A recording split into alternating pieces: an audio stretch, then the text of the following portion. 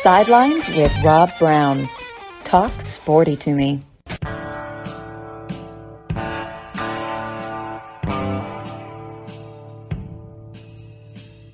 All right, welcome to the Wednesday midweek edition of Sidelines. Rob Browne here with you. Great lineup today. We're going to start with Saturday Down South, Connor O'Gara, one of the brighter minds in college football, part of a great team that covers football all over the country. We will do a deep dive into spring practice, SEC and ACC. Also, segment number 2, Yancy Porter, Rebel Yell Hotline, checks in from Oxford with what's going on with Ole Miss. We'll talk football. We'll talk some basketball. Take a look at baseball. National champions, defending national champions, are struggling quite a bit. Hour number 2, we'll be joined by another one of our favorite guests on there.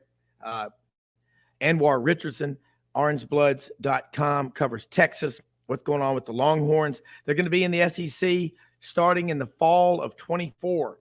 Be a lot of fun. Arch Manning is on campus now. A lot of things happening there. And Mike Gittens checks in from the War Report in the 4th segment as well from the Bi-Cities, Columbus, Phoenix City, the Metroplex, you might want to call it. Hey, we're here 6 days a week, 25 shows at least a month, 50 hours of content a month. That's putting out a lot of information, but we have the best guests. Follow us on Twitter at sidelines_live. Let's get started and bring Connor O'Gara on Saturday Down South. And Connor, we just wrap up basketball. Football really never stops. We've got 8 spring practice games coming up Saturday. I know Florida's going to play their game Thursday because they're saying they've got a bunch of recruits coming in. Of course, the recruiting never stops. But right now, looking at the SEC and the ACC, I want to start with the ACC. And in your state, Florida State and Miami. Florida State last year finished as 10-3. Is Mike Norvell, was that a breakout year for them with what all they have coming back this year, in your opinion? Yeah, there's no question about it, in my opinion. And I was one of those people that was kind of out on Norvell. I'm like, this isn't really going to work out.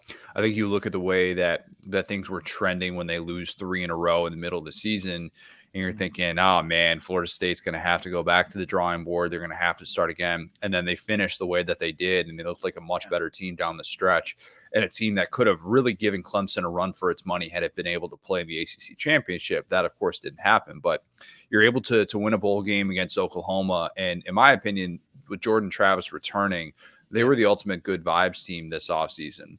And you look at the returning production, they're number 1 in the country in percentage of returning production, the great stat that Bill Connolly puts together every offseason. So you look at all those things. And on top of that, you beat your 2 SEC teams that you faced.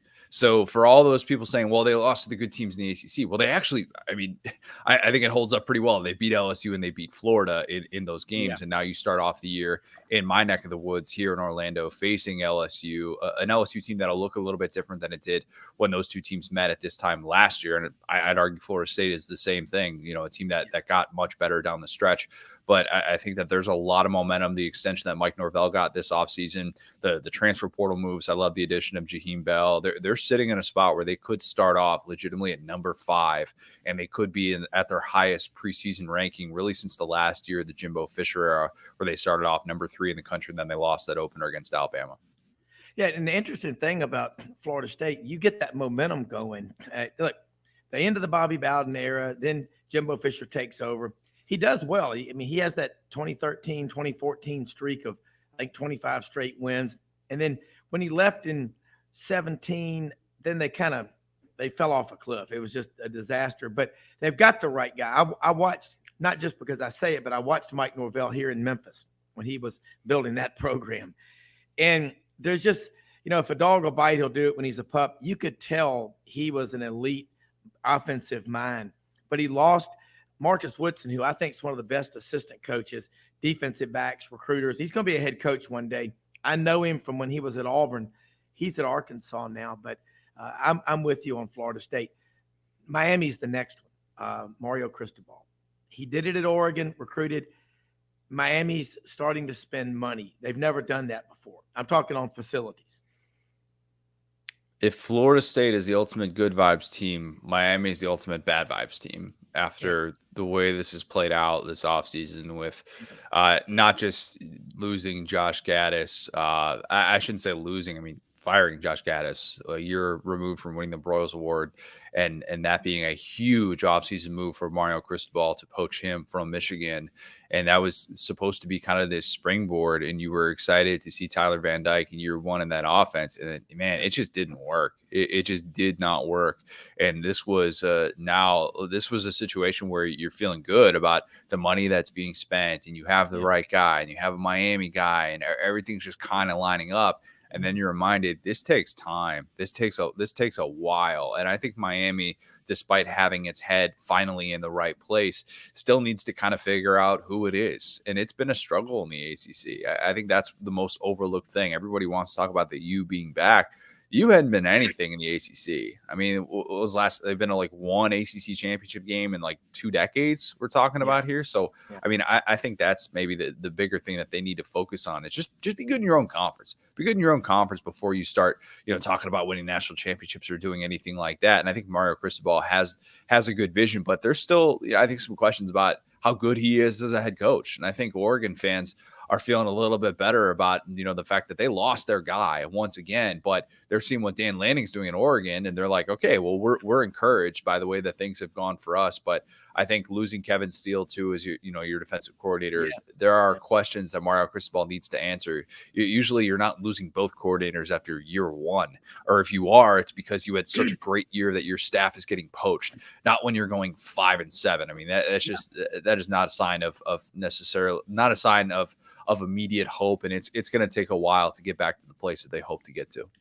Yeah. And again, what they did from 83 to 01, the 5 national championships and 4 or 5 runner-ups, it may never happen.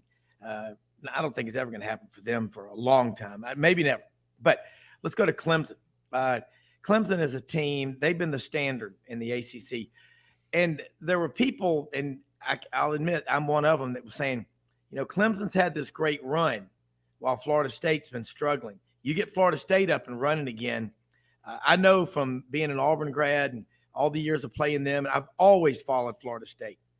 I think it's going to make the conference better, but can Clemson keep winning at the rate they are with Florida State rising like they are?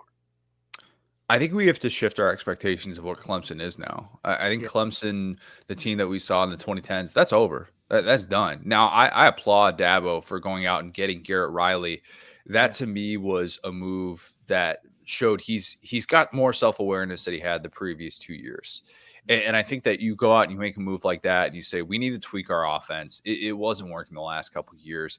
We need to maximize what we have. If we're going to take full advantage of having this duo of Cade Klubnik and Will Shipley, who I think is really intriguing from a Heisman odds standpoint at 60 to 1, you have to find the right person running that offense. It can't just be the in-house thing. It can't just be people that, they've been on staff for 6-7 years. You have to be willing to say, we can get help on the outside. And that's the biggest question I've always had with Clemson, and Dabo's approach to the transfer portal is part of that. And if you don't embrace the transfer portal, you will not be at that top level. It's as simple as that. You can't address those roster needs in the way that you need to if you don't utilize it somewhat. Even Georgia last year, they're talking about, we didn't do this, this, and this. They still had those key transfer portal additions in 2021. So let's not pretend like that didn't play a key part in what they're trying to do as a program. And by the way, they welcome Stetson Bennett back with open arms. So it's just something that we need to remember as we talk about this Clemson program. They have a ceiling right now. They have a clear ceiling. Their ceiling is like what Oklahoma's ceiling was. Maybe they can get to a playoff. Maybe they can win a conference championship game. But getting past that point and actually being at the same level as Alabama and Georgia, these teams, even Ohio State, these teams that are competing at the top, to me, I'm not willing to say that yet. And I think we will adjust our expectations of Clemson in the 2020s. Yeah, and I think you're right about the portal. I mean, the portal is 2 things. It's one place where guys go that maybe we're going to quit or weren't going to get any playing time, but it makes it look like they're still an eligible bachelor. And the other part of it is, you're right, if you don't embrace it, you're not going to be successful. And you can be stubborn and hard-headed if you want to be, but it's going to cost you. I think there's a third part of it. I think there are the guys who are seeking new opportunities and would love to be able to play in pro style systems. And, Okay. look at a Sam Hartman, look at a Devin Leary. They go to their respective schools. Sam Hartman ends up at Notre Dame. Devin Leary ends up at Kentucky. In my opinion, the two best transfer portal quarterbacks, they end up at those places because they're like, okay, we're old. We've been around for a long time. We want to get to systems that we feel like will play well and will translate at the next level. And they put themselves in spots to be able to do that. And so there's that kind of market. It will be interesting to see what the post-spring transfer portal market looks like. And if we're going to see any of these elite quarterbacks enter the fray, are we going to see like a Garrett Nussmeier, maybe a Brock Vandegrift? Is that even possible? Because the post-spring transfer portal market for quarterbacks typically hasn't really been that good. I think we all remember Joe Burrow, but I think it's a little bit of a different set of circumstances. And even in year one, he still had his struggles at LSU, really understanding and grasping, all the elements of that offense. But it's just a matter of what's that market going to look like? How many teams will be able to kind of dip into it? Because I think the Devin Learys and Sam Hartmans of the world who make that decision early on, they do so, back in December and in January when they can get those full spring reps. Yeah, it is so hard. You're right. I mean, Sam Hartman leaving Wake Forest all time, he holds a ton of records. And that's hard to find someone that stays that long anymore. But ACC with Notre Dame, I don't know what they're going to do, but I agree with your take on Clemson. I think they're it's a different program now. Switching to the SEC. Last year, were you surprised at what South Carolina did in year one under Shane Beamer? He's been there before, but he just brings a lot of energy, and I think people feed off that. Well, I was surprised year one, like 2 years ago. It's like 2021. I was definitely not of the belief that South Carolina was going to turn into a 7-win team. And I did not see that ending for a team that, probably should have lost to Vandy. I mean, in the middle of that season, if we're being 100% honest, and needed a grad assistant, not a grad transfer, a grad assistant to step in at the 11th hour and win that football game.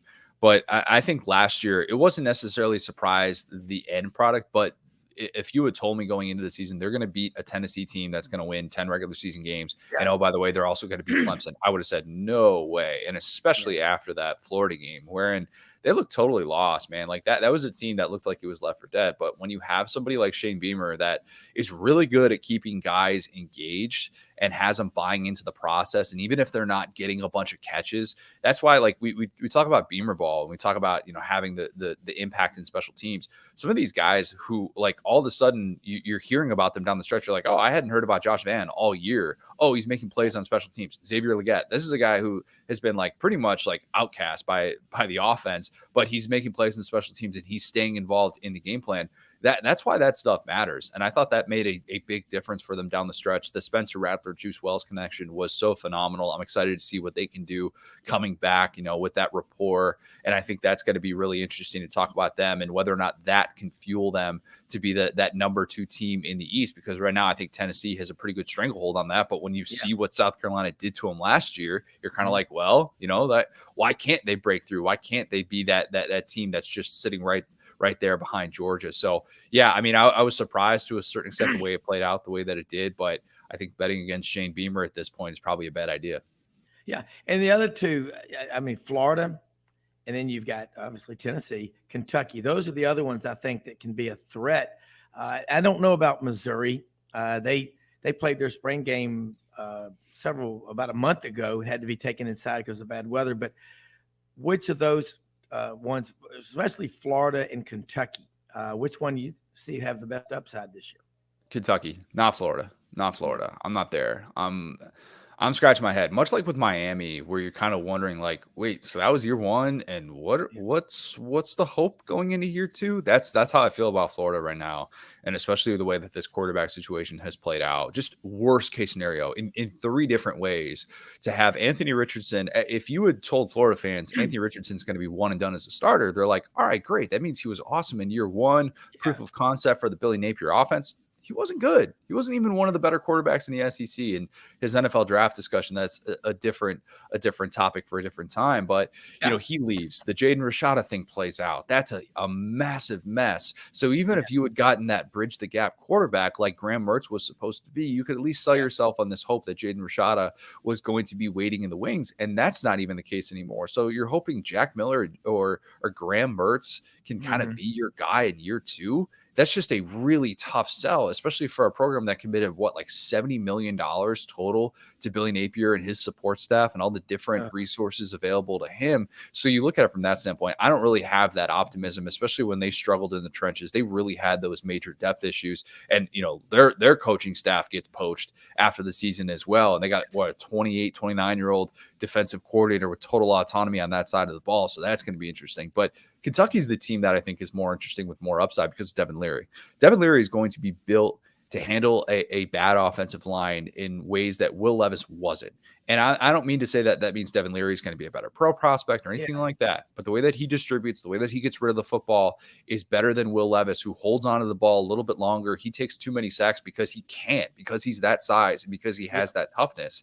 And I think getting Liam Cohen back, my personal doppelganger, is going to yield great results for Kentucky, who returns their top 3 receivers, quietly added Ray Davis, a 1,000-yard rusher from Vandy. This is an offensive line that should be better. They've addressed that in the transfer portal. They can't be as bad as they were last year, and it's still a Mark Stoops defense. So I think Kentucky has that upside. Devin Leary, former ACC Player of the Year in the preseason last year, and then he gets hurt in the middle of the year. So I'm bullish on Kentucky kind of having that bounce back season. Yeah, and looking at it, we're going to take a break. We'll come back to a couple of more questions. But Kentucky with Liam Cohen, I totally agree with you. He's kind of what my next question after the break is going to be about. Dan Enos coming back to Arkansas. I think I've followed him like you have. Everywhere he goes, he's successful. I think he's exactly what KJ Jefferson at Arkansas needs. We're going to take a really quick commercial break. Be right back. Connor O'Gara, Saturday Down South, folks. You need to listen. You need to follow him. He is one of the absolute best. Be right back.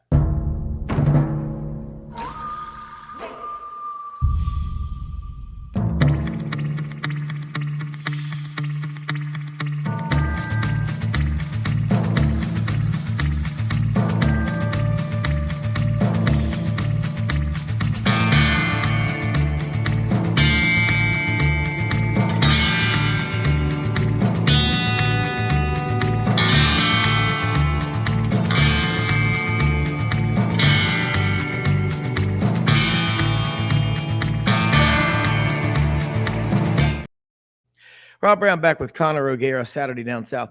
And KJ Jefferson, there was people thought he would leave, he would transfer, whatever, but Dan Enos is back. And I guess last year, the criticism, the thing that hurt Arkansas was him running the ball too much. He's a big guy, he's fast and whatever. What do you see Dan Enos trying to do differently to make him more effective? Because Arkansas last year lost the close games, and then he was out for a few games that they lost that they probably could have won. I don't think it was him running that hurt Arkansas. He's a great runner. I mean, he's the best running quarterback in the SEC. Jaden Daniels is up there as well, but in terms of the design runs, I think KJ is better in that department. But I think what hurt was just him being hurt. I think when he was not healthy and not at his best, which he played through some injuries, then you saw this Arkansas offense take a significant dip. When he was right, I actually thought KJ improved last year. I think he's the best quarterback in the SEC coming back this year, and I'm really interested to see what Dan Enos does, because Dan Enos, I think, he has made quarterbacks better. I think he gets lost in the shuffle of what Jalen Hurts' development was. Everybody talks about Jalen Hurts going to Oklahoma and getting better in 2019 with Lincoln Riley. Jalen Hurts got better in 2018 as a backup, and that was with Dan Enos as the quarterback's coach at Alabama. And I thought his mentoring was really pivotal in Jalen Hurts taking that next step. Talia Tagovailoa has set a bunch of records at Maryland kind of quietly, and did so with Dan Enos as his offensive coordinator. Obviously, you got Mike Locksley with providing help over there as well. But I look at this situation now and I say, okay, they're going to be different than they were with Kendall Briles. They're not going to run the same sort of tempo. I don't expect the rushing volume to be as high, but I think for KJ, that's probably better. and you do have Rocket Sanders coming back, that should be one of the best 1-2 punches in the SEC, one of the better 1-2 punches in all of college football. I liked KJ. I thought he got better throwing over the middle of the field. That was the area that he had to improve last year, and I thought he took those steps. And in less games, he actually had like the same numbers, but obviously, if he's not healthy, Arkansas season can take a tailspin because defensively, there are just so many questions about what they have coming back.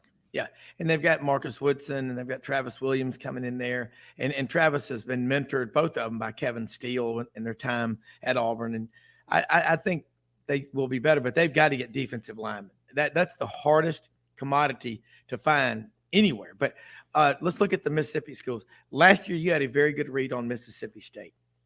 Mike Leach, sadly, is gone. That still doesn't seem real.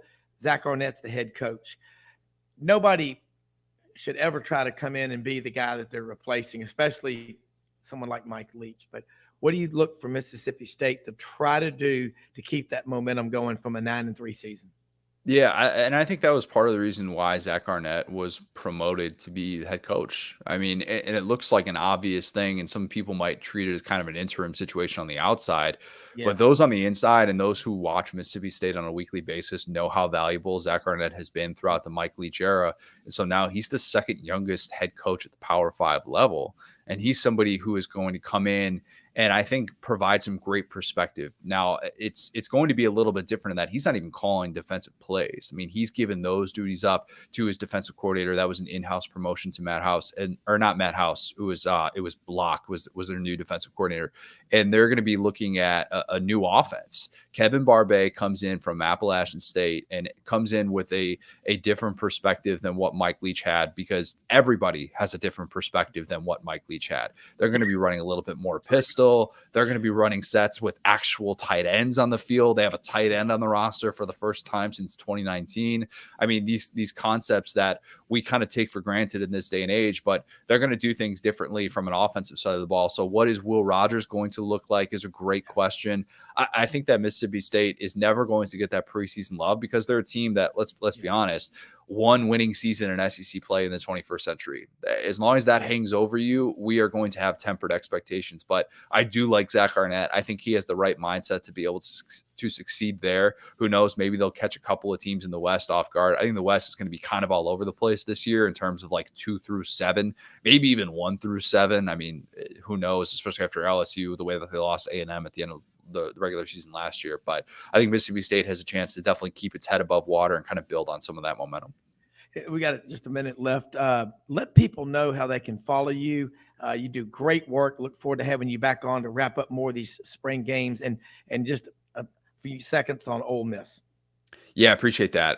Yeah, I'm find myself wondering if Ole Miss is going to get to a place where it's kind of frustrated that Lane hasn't won big games. If that's what, after signing this new contract, he joins the $9 million club. But Lane Kiffin is 1-19 against Power 5 teams that go on to win at least 9 regular season games. So to me, as long as that's hanging over him, and he hasn't done that in 12 years now, that's going to be something that starts to creep into the mind of Ole Miss fans who should rightfully feel very, I think pleased with the fact that they were able to step up. Their administration stepped up and kept him from going to Auburn. But I am interested to see the way that plays out this year. Yes, follow us, all of our great work, SaturdayDownSouth.com, Sat Down South on Twitter. We have just tons and tons of spring game coverage coming down the pipe. We're all over the transfer portal, which is opening up this weekend. We've got a lot of great coverage, tons and tons of stuff, all things SaturdayDownSouth.com. As I always tell people, it's the one-stop shop for any college sports fan. It really is. It's Costco and Walmart on steroids, man. I love it. Hey, you're one of the best. Aaron Gobra, Connor O'Gara, Saturday Down South. Look forward to the next visit. Have a great day. You too. Appreciate it, man. You bet, man.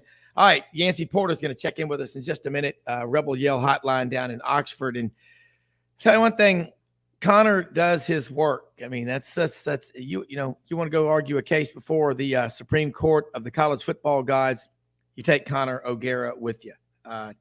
Man, down in Orlando. And they, again, follow that Saturday Down South team. I mean, they've got coverage of football in all 4 corners and everywhere in between.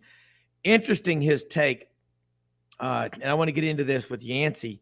on Lane Kiffin. 1-19 against Power 5 teams that go on to win 9 or more games in a regular season. At some point, coaches have breakout seasons, and they'll get into a rhythm where they're just winning big consistently. Lane Kiffin needs to do that.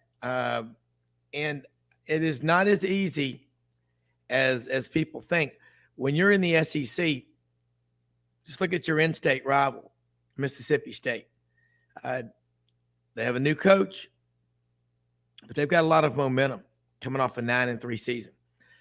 I like what he said about Dan Enos having been successful. And I followed it, Dan Enos. Those of you that follow college football, you're familiar with Dan Enos if you know what you're looking for in an offensive mind and a quarterback coach. He's done wonders. He's been at Arkansas before. Now he's back. KJ Jefferson, wow. Best returning quarterback in the SEC. Why not? As a runner, he is effective. I guess my criticism of him is he runs a lot and he does put himself out there. But when you weigh 245 pounds and you're 6'3" or 6'4", you keep defenses on their heels. It makes them anxious. And why not take full advantage when you have a weapon like KJ Jefferson in your toolbox? Hell, use him. There's nothing more frustrating to fans than programs that don't use the best players on the roster. Malik Hornsby was the backup quarterback at Arkansas. Fast as lightning. He's not an SEC quarterback as a receiver. Get him on the field. Do something. Well, he's transferred. He's out of there. He's out of the picture. Look at last year, Jimbo Fisher. And I think Jimbo Fisher is a hell of a quarterback coach. I think he's also very set in his ways. It's going to be fun to watch. Everybody's watching to see what happens with him and Bobby Petrino. But as a quarterback coach, you've got to be able to develop your quarterbacks. They've got to be getting better every year. Switch gears back over to Georgia. We had Jordan Hill on the show yesterday. 24/7 Sports covers Georgia. You've got Carson Beck. You've got 3 quarterbacks there. Okay. Brock Vandegrift is the third guy. And people are saying, well, is he going to transfer? He's a freshman. And he seems like the kind of guy, like Jordan said, that will wait. But if he transfers, everybody in the world's going to go after him. But Gunnar Stockton, they've got 2 4s and a 5 in that quarterback room at Georgia. Todd Monken's gone. He's gone to the Carolina Panthers, be their offensive coordinator. You got Mike Bobo. Say what you want about Mike Bobo, but look at his track record. What happened at Auburn wasn't his fault. He worked for a man named Brian Harsin. Who would be successful in that environment in the SEC? This is not Boise, But in the 14 years Mike Bobo was at Georgia with Mark Richt, they're pretty damn good. In 2015, the offense really fell off. That's the year he was gone. That was his first year as a head coach at Colorado State. Who your offensive coordinator is a very important hire. Same as who is your defensive coordinator. Everybody has money now. I mean, every school in the SEC got $50 million in the revenue sharing from the conference in the most recent payout. The conference is going to go from $55 million a year from CBS to over $300 million with the ESPN Disney deal. Again, I don't know how much I like that. Disney being involved in the SEC. I can tell you this much. SEC fans are not going to be told what to wear to games and how to act. And, this is just, I'm telling you, I don't like these giant mega corporations getting their hands in certain things like college football. ESPN, they need to really, really, really think about their efforts at proselytizing their viewers toward, one end of the spectrum or the other. It's not smart. It'll cost you. If you look at the percentage of people who have cut the cord and are streaming, those numbers are rising. We stream. We all stream for ice cream. We all scream for ice cream. But that is a trend that's not going to change. You better do things. Hey, if you've got an iconic brand, one that people put in country music songs and it's talked about and it's the talk of the Super Bowl commercials and whatever. And then you have some living brain donor come in and say that they need to shake things up. Well, I can tell you right now, that person needs to be taken before the shareholders, the board of directors, and answer questions, why you want to be different. You don't know your left from your right. You don't know come here from Sikkim. I don't think you do. Watch out, SEC. Watch out for the SEC. It'll be very, very dangerous if the SEC doesn't get this right. But as far as TV goes, the money that is being paid out, the money that's being paid out to the Big Ten schools, it's mind-boggling. And I'm not sure if they're not getting more than the SEC. I believe they are. I think they've got like $1 billion+ TV deal. And we need to watch out. The Big Ten now, with what they're doing, even with Kevin Warren as the commissioner, adding Southern Cal and UCLA, just by sheer population in the state of California, they're now able to say that the Big Ten footprint in America is so big that 70% of the TV sets are turned on in the Big Ten footprint. Now, if you look at attendance at UCLA games or Southern Cal, I don't understand it. They've got tradition, Southern Cal, UCLA, but UCLA, I have a hard time believing that it's true that UCLA has a deficit of $100 million. That's really hard to believe.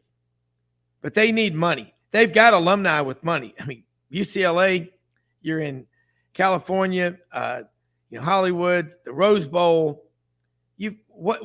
How can you mess that up? Yeah, there's a lot of things to do there in Los Angeles. There's a hell of a lot of distractions. Southern Cal, you've got 30,000 plus students at a private university. But you're going to the Big Ten. I think UCLA did it for the money. Southern Cal did it. They're a private university. So UCLA's a state university, obviously. I'm very, I think a lot of people are anxious to see how's this going to work out. How many times can we say it? Southern Cal has a volleyball game against Rutgers on a Wednesday night.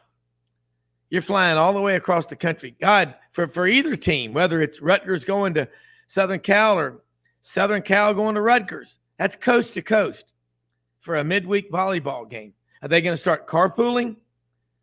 That's the thing. That's the thing that I'm surprised with. People really need to keep their eyes on this. So, I mean, you start getting what I love about the SEC, and we're going to get into this with Yancy Porter in a minute. But what I love about the SEC is it's a contiguous footprint. All of the states are connected. And there's that wild card out there of Notre Dame coming into the SEC. And if they do, hey, you know what? That's going to, Kentucky is attached to Indiana. And on the northern top of Indiana is South Bend, where Notre Dame is. So think about that. Contiguous footprint is what makes a conference special. It's what makes the SEC so cool, is that the fan bases travel in large numbers to each other's schools. They know each other. They live and they work with each other. Okay? Now, I can't exactly say that for the folks in Mississippi, because Ole Miss and Mississippi State, they hate one another. They call Georgia Tech, Georgia, clean old-fashioned hate. We got to come up with a name for the Egg Bowl. Yancy Porter's going to tell us right after this quick commercial message on Sidelines. Hey y'all, it's Ainsley from Hewlett & Dunn, just coming to let you know about our new collection of boots. It's going to be our dress boots. They're the Horsepower collection, and they're genuine exotic leathers and really comfortable. Comes in all different sizes and patterns, so come check them out.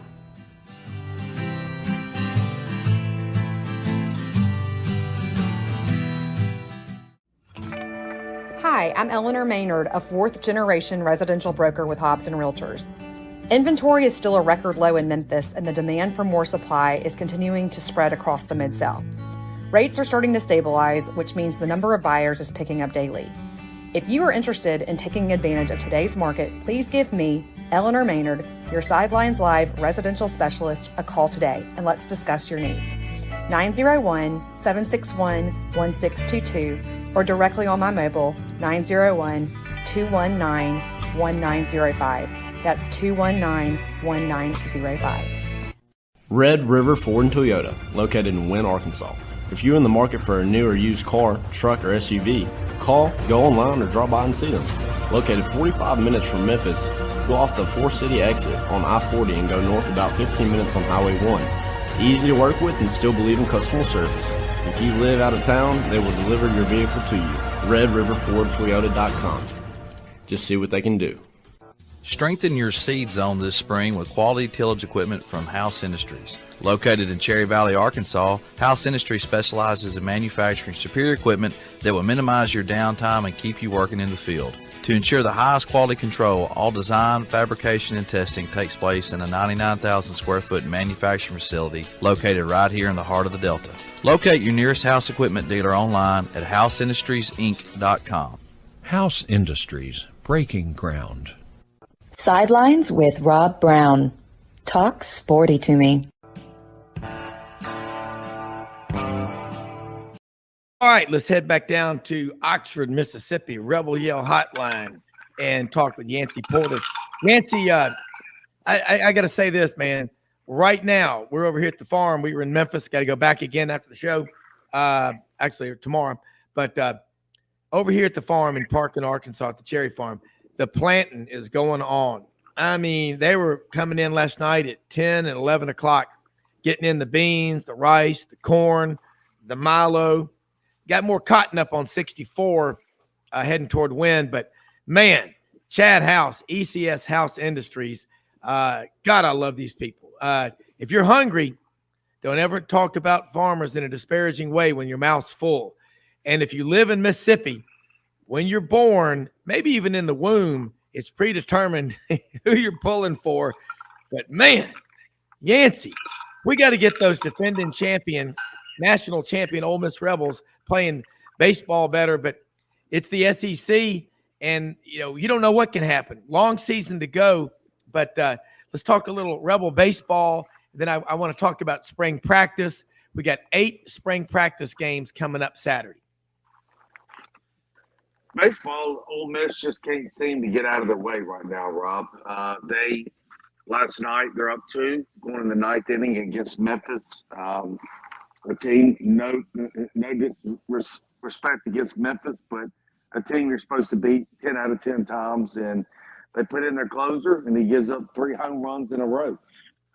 It's been one of those years where as soon as you plug in one hole that was leaking, another leak pops up. So I don't know. I really don't know if they can get this thing turned around this year. Last year, when you think about it, they had the great start, struggled in the middle, and then we're really one of the last teams to get into the tournament. But there was more talent on that team and more experience and all. We know that. But what's the best possible scenario for this Ole Miss team that based on, and you know Ole Miss baseball better than anybody I know? Well, you get back your ace next weekend, and they really need him bad for this weekend against Mississippi State, who's given them fits over the last 4 or 5 years.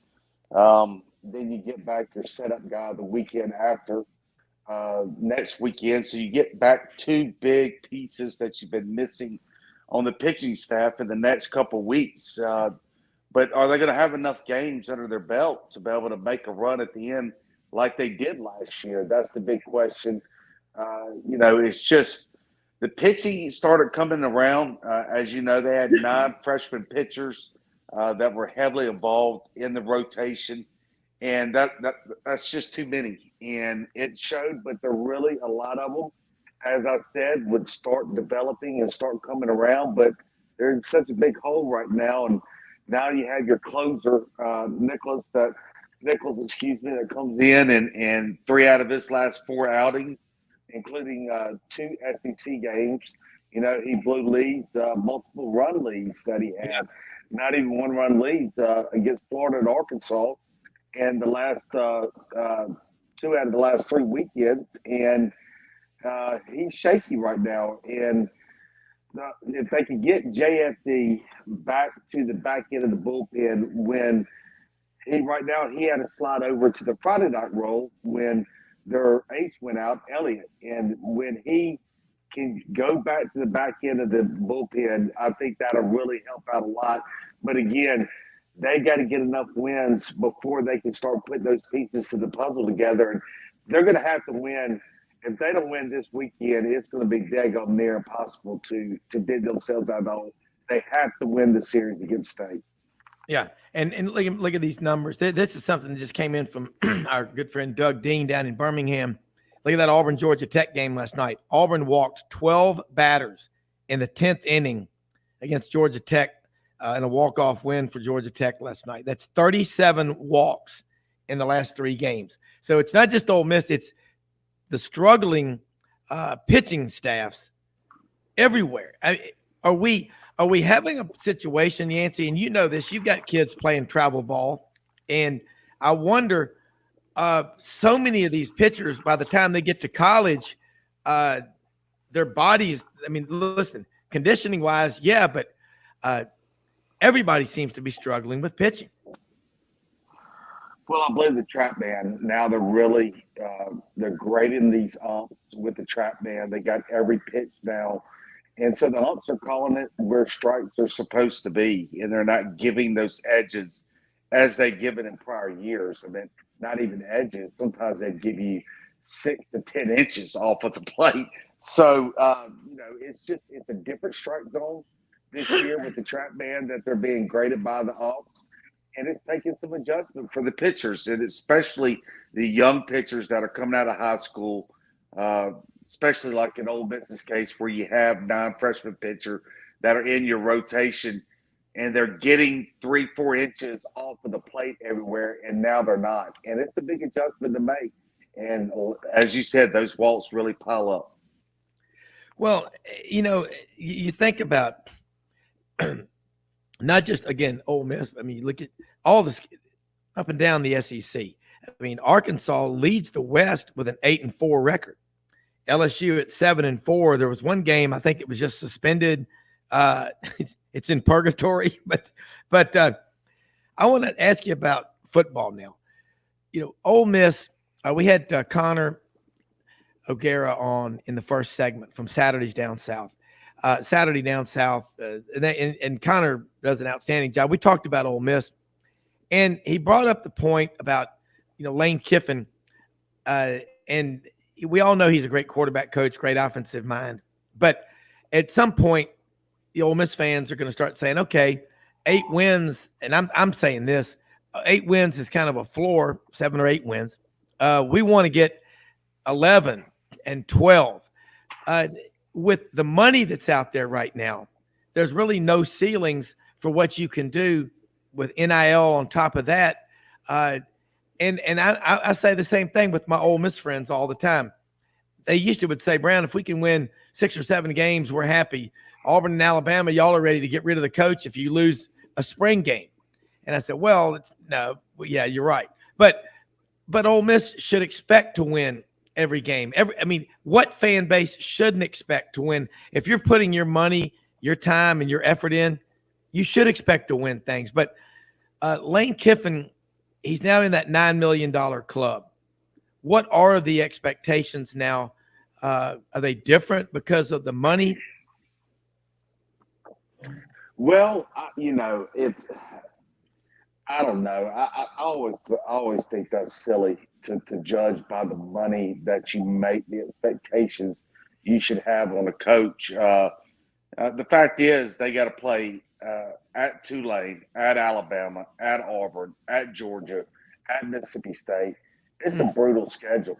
God. So, when you take in that consideration, even Alabama and Georgia would have a hard time winning 10, 11 games playing that kind of schedule. So, you got to be realistic when you're playing on the road and you're playing at, four teams that could be ranked inside the top 10, 15. It's really tough. And on the road there, so I don't think the floor is 8-4. I think the floor this year could be 7-5. I don't see them losing much more than that. Do I expect them to win 10 or 11 games? Not with that kind of road schedule, and not with the holes that I still see on defense. They lost 3 out of their top 4 corners to the portal. They filled them up with the other portal guys, but they're just not as good. And that is a really big concern. Now, we do have another portal window that opens Saturday, actually on the 15th. But, most of those guys are going to be guys that could not earn a starting job from where they were. So to expect someone to come in from another school that couldn't start there and be an impact corner at Ole Miss is not likely in my eyes. There's just too many holes on defense that I see to be able to be filled in this last portal, playing that kind of road schedule to expect 10 or 11, 12 wins this year. That's just my opinion. Well, but you're right. It is a daunting schedule when you look at it on paper, but they got to play the games. We all know that. And you go on the road and you get a big win and you get a win at Alabama, or you get a win at traditionally a tough place, a program that's in a definite rebuilding mode, Auburn. Mentally, that changes everything. But for the Grove Bowl Saturday in Oxford, what are you looking to see? What's going to make you happy and feel like that satisfactory progress has been made? Offensively, I don't worry about that because you've got Lane Kiffin there. But defensively, you talked about losing 3 of your top 4 corners, but you've got a dozen SEC quality defensive linemen coming back. And Yancy, this is the question: Rob, which comes first, the chicken or the egg? What can you have a good pass defense if you don't have a good pass rush? No, you can't. Now you got to remember. Now they lost 1 or 2 to graduation and lost 1 or 2 to the portal too. So that number really is down to me to 7 to 8 guys that I think you can really lean on. They're not as deep on that defensive line as they were last year because obviously some of those guys went in the portal because they're not going to get playing time. So, but it's still the defensive line, tight end, quarterback. Those are all positions I feel like they can sustain injuries and keep the motor going. Defensive backfield, no. Like we went over the cornerback situation. Linebackers, I feel pretty good, but I still think they need one more big-time jack linebacker. By that, that's that stand-up edge rusher like we saw for the freshman at LSU last year. But they feel like they're going to have that guy coming in at the end of May with Terry Perkins, the top, arguably the top linebacker in the country coming out of high school. So, but we'll see. You can't put expectations like that on a high school kid that's going to be 18 years old in the SEC, but he is special. I think I think Jackson Dart's been the story on the offense. He's taken his game to another level. He's playing lights out. There is no questions who the quarterback's going to be. All the Spencer Sanders and Walker Howard, all that talk have been put to rest in my eyes. Jackson Dart is the clear leader of the team. He's playing on another level than anybody else. That's the story on the offensive side of the ball. On the defensive side of the ball, to me, the story still is that they need cornerback help. Now, you do have two of their top corners that missed this spring for various injuries that will be back. But injuries happen, and what if they get hurt next year? And these are the guys that will be taking their place. And right now, they're just not SEC level in my eyes. Yeah, and that's look around. It's not just what you have; it's who you're playing against. But you can only control, the controllables that are yours. And you look at the schedule before the season, and it's because you're thinking all those other teams are going to be good, and you don't ever know. Those teams could stumble. You're going, but that is at Mississippi State, at Auburn, at Alabama. The Georgia game is that between the hedges? At Georgia. Yeah, that is a murderer's row. There's no question about it. At Tulane, a team that obviously came on last year and bringing back a lot of players, and they got to play there at the beginning of the year. That's not going to be any easy game there. No, but Yancy, the thing about Ole Miss that I see is Lane Kiffin can get on the phone and call and get the attention of coaches coast to coast. They've just basically, I think what they need to do, they need to have that 11, of course, everybody does, but an 11 or 12 win season. And I don't think things will ever be the same. And they got close to it a couple of years ago. But what I hated last year, if I was an Ole Miss fan, I would have, is we played all these tougher games on the back nine.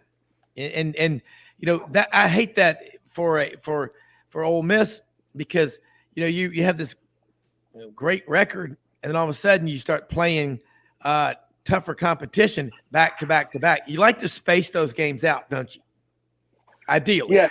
Yeah, you do. And again, that Alabama loss there, first and goal to win the game, and they lose that game, and that just took all the air out of the team. Now, we can talk about the Kiffin rumors to Auburn and all the outside noise, but that Alabama game, he's got to do a better job of keeping the team motivated if they do get knocked out of the Atlanta, right? If they do get knocked out of the picture and making it to the championship game, he's got to keep that team going. And I think hopefully he learned a lot from that last year.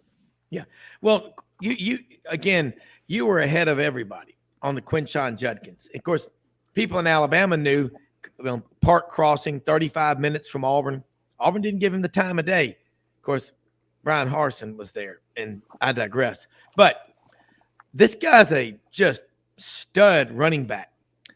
He had one of the best freshman years of any running back in SEC history. I'm talking Emmitt Smith, Herschel Walker, Bo Jackson.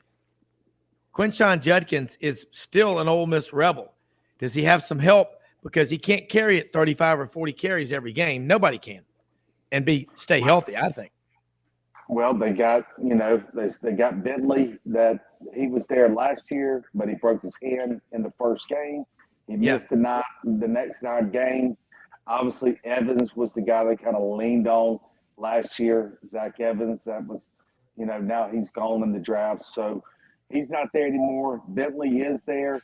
They got a high school running back coming in from Texas, Roscario, and they think he's going to be big time. But like Santerian Perkins, you just don't know about true freshmen. But that's another area that I would look if I was Ole Miss to get a veteran seasoned running back. Now, running backs are a little bit easier to find, somebody that you don't have to be a star like at quarterback, right? They don't need a start running back. There's only one ball, and a lot of players don't make aren't starting, that are good running backs throughout the country, that you can find just somebody that can get you 8 to 10 carries, right? So That's another area that I think they're going to have to address in the portal. I would expect them, Rob, to pick up 6 to 8 more portal players coming in this late portal window. I really do. All right, Yancy, hold these thoughts, because we're going to come back for a few more minutes before you got to get going, because I want to talk a little bit more about that. Lane Kiffin last year had one of the 2 or 3 best portal classes in the country. All right, if you're at the Beacon right now, it's time to order an M16. That's a meat and 16 sides. We'll be right back with Yancy Porter in Oxford, Mississippi. Right after.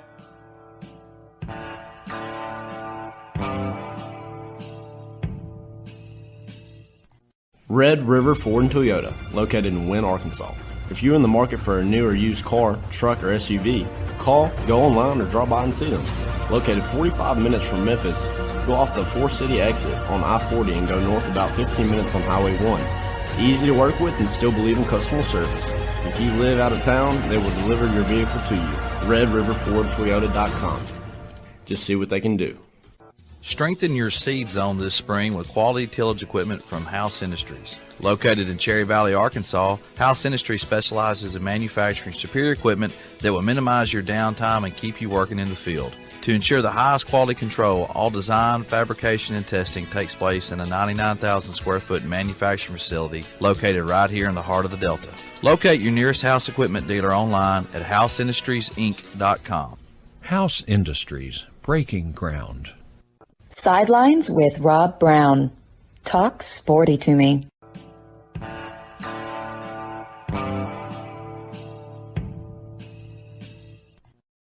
Hey, if you are needing to get your car, truck, or SUV worked on, get your arse over there to Red River Ford Toyota in Wynne, Arkansas.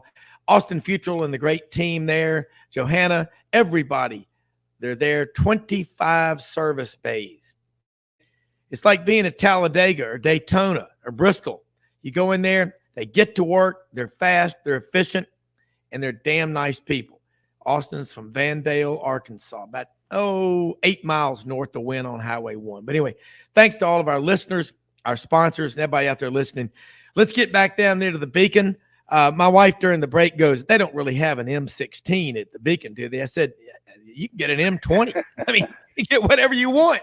But Yancy, the portal, and this is it. Connor O'Gara pointed that out in the first segment. I said there's 2 things. One is a guy's going to not get playing time, or rather than quit, he goes into the portal. So it looks like he's still an eligible bachelor. Number 2, yeah, you want that. If you don't embrace the portal, you're going to be obsolete. But number 3 is it's just a change of venue. Some guys say, I don't like the system I'm in. Hey, a quarterback out of Henrietta, Oklahoma, came to Oklahoma, Troy Aikman, and they were running the wishbone, and he broke his leg and got hurt, transferred, ended up at UCLA, and had a decent career in college and with the Cowboys. And then Jamal Holloway out of South Central LA came there and was the first true freshman, the last true freshman to win a national championship until, I guess 2018, when Trevor Lawrence out of Cartersville, Georgia, although he came in January, did it for Clemson. But let's talk about that portal. Well, you got one more window now that starts on April the 15th. And the thing that worries me, though, Rob, about the portal and leaning what Ole Miss is doing is, I'm sure, if they're going to pick up 4, 6, 8 more players to plug in holes, they're going to get rid of guys that they don't see contributing to the team next year. And those are probably going to be younger guys that are buried on the depth chart. But, you got to start developing to have some continuity in your program. You can't just weed out all the players that aren't going to contribute that year because you're in the following year, you're going to be in the same boat again. And it's just really hard to do, to build a team year by year instead of having some continuity in your program. But that's where Lane's at right now. I mean, look, there's some holes that they've got to get filled, and there's no way to fill those holes unless some other guys leave. So yeah, we'll see some more roster turnover for sure after spring practice is over. Well, that's the fun part about it. You going to the Grove Bowl Saturday?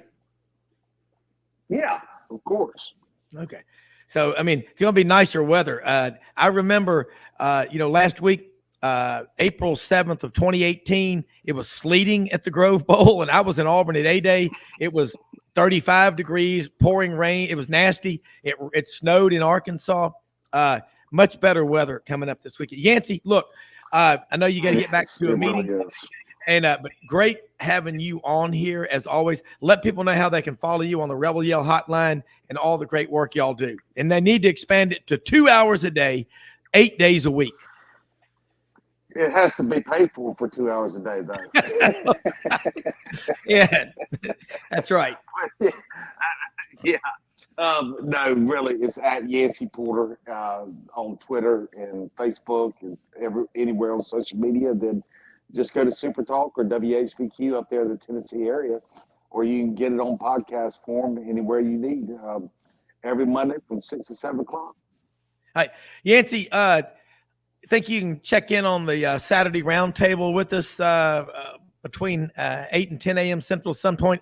I'll talk to you about that, but want to get more updates about the Grove Bowl and everything going on. But always love it and really appreciate you taking time to share with us. Okay. Well, let's do it on Saturday again. Thanks, man. All right. Take care. Thank you, Rob. You bet. Always. Yancy Porter, Rebel Yell Hotline. Head down to Austin, Texas. I'm already getting warmer talking to our man, Anwar Richardson. I'm getting texts from my friend Dave Cody, who worked out in Austin for a long time at Channel 7.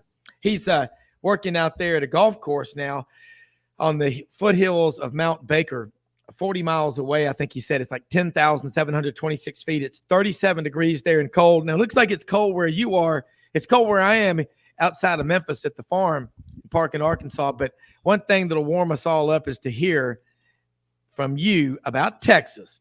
And you're going to tell us how Texas and a few good recruits and a guy named Arch Manning are going to come into the SEC. Hey, I'm so fired up. Y'all are coming in. So funny. I'm ready to go to Austin. I've been to Austin several times. My daughter just got back. She and her husband spent a month in Jamaica working with the Whalers out there, the group that used to work with Bob Marley's band. And my daughter's going to go on tour with them and sing with them now. Sweet. I was like, Congratulations. I know. And I was like, Hallie, I can't tell you the things we did in college listening to all those Bob Marley things. Well, I'm pretty sure that I'm pretty sure they're not like anti-smoking now. So I'm sure I'm pretty sure your daughter's going to tell you about all the great cannabis that was available on that tour. They had a great time down there in Jamaica, and then they flew back to Austin and spent some time there. They go down to Austin a lot. They've got some friends, but everybody that I talk to that goes to we all know it. It is just an incredible city. One of these days, I want to go run the Hill Country Triathlon down there outside of Austin. I guess it's around Lake Travis, but it is, y'all are coming in the league a year early, you and Oklahoma both. And what's really fun to me is I don't believe there's going to be a long learning curve for Texas. The reason I say it, I want your thoughts. Texas is Texas, okay? Third or fourth winningest program in the history of college football. I've followed y'all all my football life. I'm an Auburn grad, but I think now you're going to be able to go to recruits and say, hey, you're playing in the SEC schedule now, and A&M and y'all together, there are going to be some incredible recruiting stories. So there's a couple of different things. First of all, let me start with the weather. It started off at 40. It's 47 in the morning. It'll be 81 in the afternoon. Yeah. So this Texas weather is hard to predict. So like where I am right now, by the time I walk outside, it's probably going to be in this mid 60s or something to that effect. Yeah. To the bigger point, as far as for what you were getting to.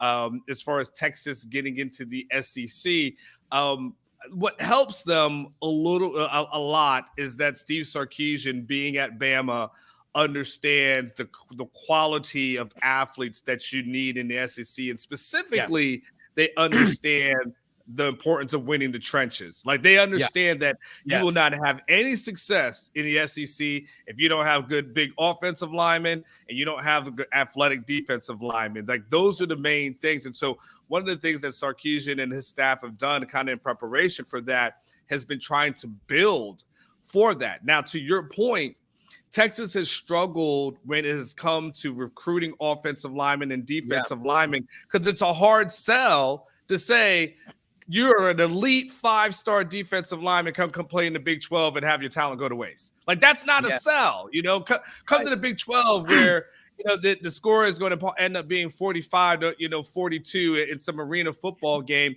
and when in every year when you look at guys getting drafted and you specifically look at the trenches, it's the SEC. And so Texas has struggled when it's come to recruiting that. Now that they can sell that, what you were able to see was last year where they were able to get a bunch of elite offensive linemen. They were able to get, I think, 7 offensive linemen in their class, 2 5-stars that they were able to get, at least one high 5-star, one close to it. They were able to get that. Then they were able to recruit on a defensive line as well. So what those guys are developing. So you saw last year they had a true freshman by the name of Kelvin Banks who started at left tackle as a freshman, right? So that lets you know how good he is, right? Yeah. They've got another guy that has been they had another guy by the name of DJ Campbell. He won't play in the spring game. He's got a wrist injury. He's hurt. But they've got another kid by the name of Cam Williams. I want you to take a mental note on this. I want to make sure I get his stuff is right. They've compared him to Evan Neal because a lot of the staff was at Alabama. He's only 6'5", 360 pounds, and he's lost some weight. Okay. So it's a big. So you get they get it. They get it, and so that's why when they get there, they understand like they'll have the bodies to compete. Then it's just going to be like the other things, like you talk about the quarterback that they're going to need, whether it's, whether Quinn is done after this year, if he has a good year, but Arch Manning clear is going to be the future. So, you would hope for Texas that they won't have that long runway. And the last thing I'm going to say, and I'll throw it back to you, is for me, it's got to happen for Texas this year, though, because this is, I'm going to put this in air quotes, the easiest path to a conference championship that Texas will have in the immediate future. Because once you get into the SEC, as you know, Rob, it don't get easy. It's not going to get easier. So when you're going to have to replace Kansas and Kansas State and Oklahoma States and TCUs with the Georgias and the Auburns and the Floridas and the Kentuckys and everybody else in the world, Texas, you better get it done this year. Like, you better make sure you at least get there this year. The path is not easier. Yeah, and I mean, I can remember, when Texas was in the Southwest Conference, and Auburn played Texas several times in Alabama. Texas has a winning record against every school in the SEC, except for one school, Anwar. And I know you know who this school is. It's Vanderbilt. No, I don't. It's Vanderbilt. What, they play like one time?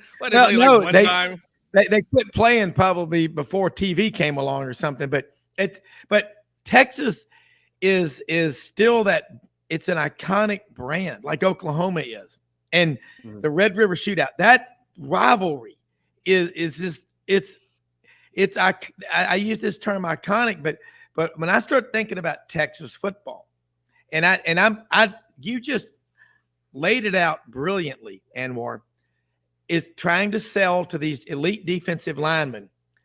And you're running around. When Tommy Tuberville was at Texas Tech 10, 11, and 12, he was asked on a radio station in Alabama, what's the biggest difference in the SEC and the Big 12? He said, well, defensively in the Big 12, you need to have a couple of elite edge rushers if you can. But the interior linemen, they're just not there. The front seven, there's no comparison. Now Texas, with all they've got, is going to be able to tell those guys. And Sarkisian and those guys, they know the SEC. So here's my question. In the last 15 years, Texas has had 1, maybe 2 offensive linemen taken in the first round. That's unheard of. What you just talked about, the guys that they got in this most recent recruiting class, I think that trend is they're going to start getting them again. Yeah, the thing is, I think those guys were actually taken in the second round, if I'm correct. So the first round, you talk about the guy who went to the Cowboys, Connor Williams, and then it was the one that went to the Washington football team, Sam Cosmi. I believe both of those guys were second round picks. So first round, we haven't talked about defensive line is even, I mean, at least I can tell you second round defensive line. The last one would have been Malcolm Browne, who went to the Patriots in the first round.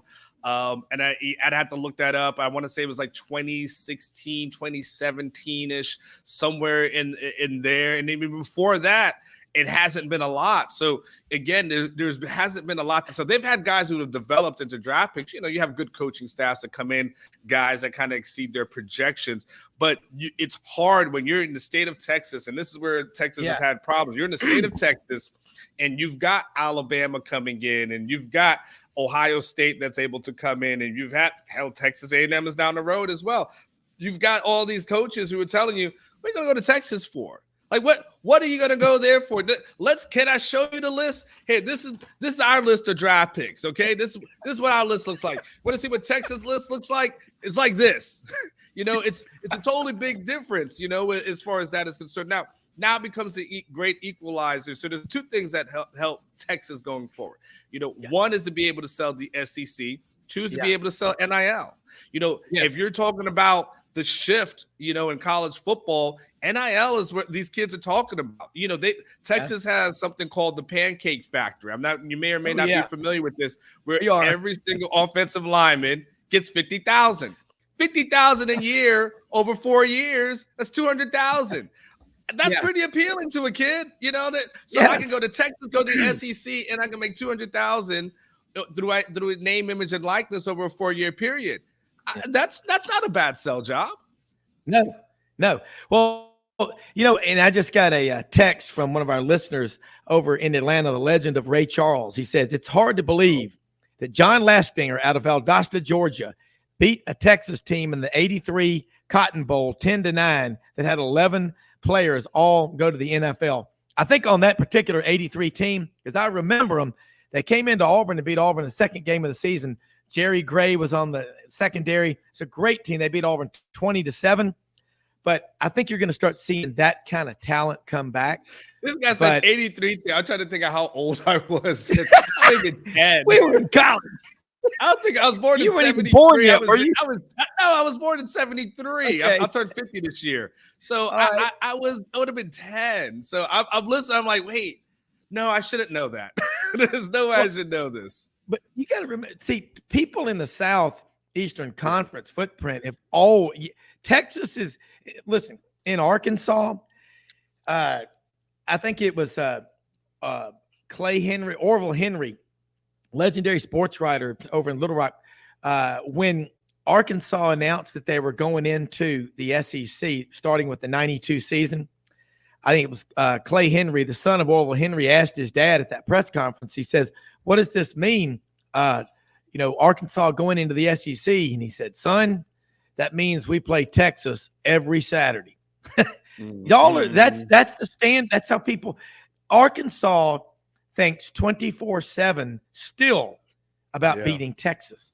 That's how big and I'm not saying that just to, you know, to curry favor with you. I'm just, but it's when, now that they're in the right league, I think it's going to be fascinating to watch what happens.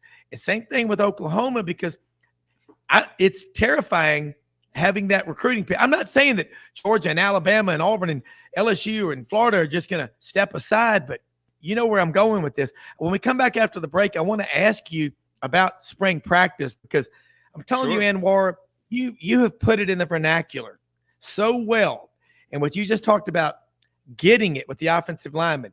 And yes, the Pancake Factory, $200,000 over 4 or 5 years. You put that money aside and invest it. Hey, we're talking serious money. Be right back. Anwar Richardson, orangebloods.com.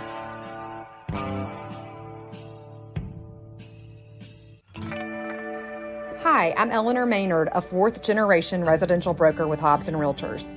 Inventory is still a record low in Memphis, and the demand for more supply is continuing to spread across the Mid-South. Rates are starting to stabilize, which means the number of buyers is picking up daily. If you are interested in taking advantage of today's market, please give me, Eleanor Maynard, your Sidelines Live residential specialist, a call today, and let's discuss your needs. 901-761-1622 or directly on my mobile, 901-219-1905. That's 219-1905.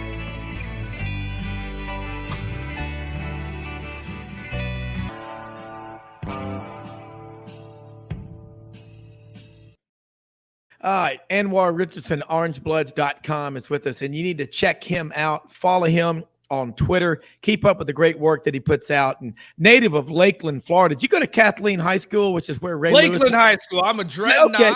Home of Bill Castle, one of the greatest high school football coaches that are down there. So so it's funny when you guys say I'm from an SEC footprint, being down in Florida, raised so the University of Florida. I can tell you about all those teams. Florida State, of course, not in that footprint, but those rivalry games. There. So they're there. So I'm a Floridian, but I've been a Texan since 2014.